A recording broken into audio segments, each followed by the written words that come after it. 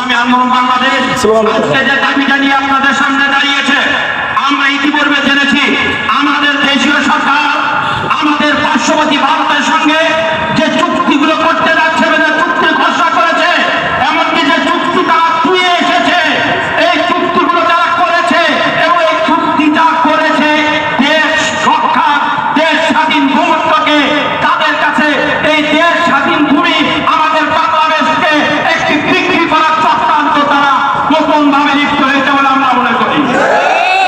বাংলাদেশের আগামী ক্ষমতা যদি মুখ খুলত, যদি থুথু নিক্ষেপ করত, যদি ঘৃণা প্রকাশ করত, এই চোররা এই থুথুর চোয়ারে বঙ্গোপসাগরে নিক্ষিপ্ত হতো। ঠিক না?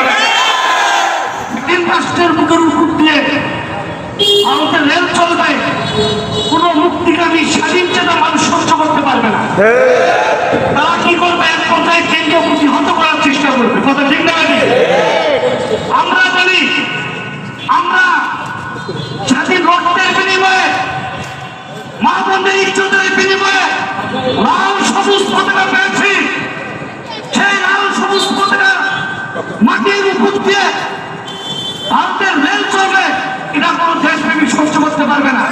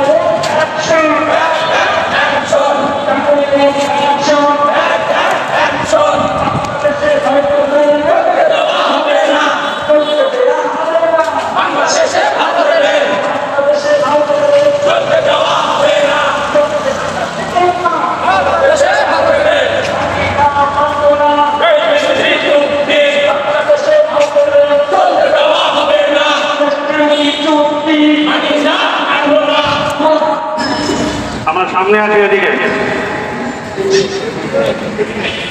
ইসলামী আন্দোলন বাংলাদেশের আয়োজনে আজকে বিক্ষোভ মিছিল একটু পরে ইনশাআল্লাহ শুরু হবে। তো সম্মানিত উপস্থিতি, আমরা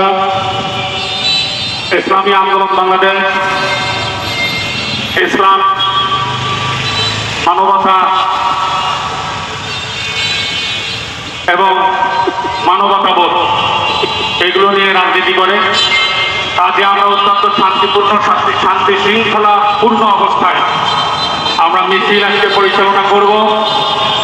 আমাদের প্রত্যেকটা দায়িত্বশীল, এক একজন কর্মী, এক একজন দায়িত্বশীল।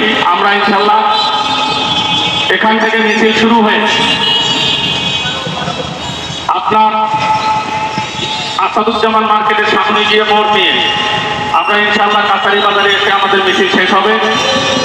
আমরা অত্যন্ত শান্তিপূর্ণ, শান্তি শৃঙ্খলাভাবে আমরা এখান থেকে যাব।